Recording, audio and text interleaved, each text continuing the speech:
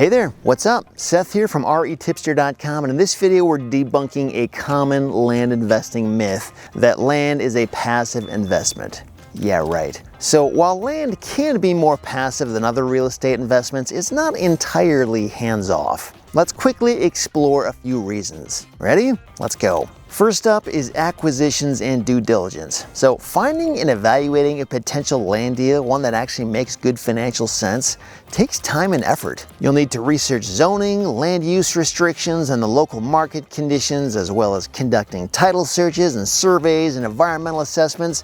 Sometimes you can get away without some of these things on the super cheap deals, but a lot of times it just takes a lot of work to figure out, is this even a good deal in the first place?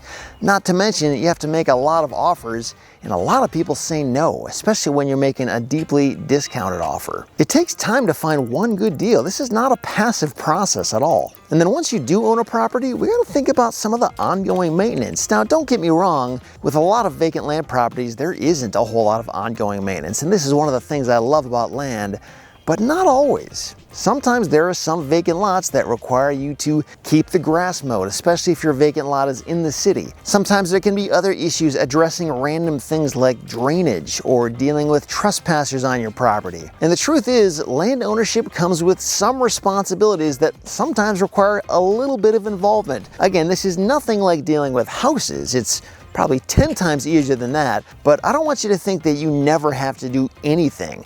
With some properties, you can get away with very, very little, but with others, if there's any infrastructure on it or if it's anywhere near a population center, you might be signing up for a little bit of work to do this. And lastly, we've got marketing and sales. So if you're a land flipper, and if your goal is to buy properties and sell them quickly, then make no mistake, to maximize the ROI on your property, you're gonna have to put some time into marketing and trying to sell that thing. Another option is to hire a local land specialized real estate agent who can handle this for you. This includes creating listings, networking with the potential buyers, and negotiating deals. And while you can hire local professionals like a land specialized real estate agent to help with this and take on the whole process, you still need to stay somewhat engaged and involved with the process. Just to check in with that realtor and ask them, how's it going? Has the thing sold yet? Is there anything I can do to help? If you're buying land with the intent to make money from it, whether that's from flipping it, improving it, or making any kind of income stream for it,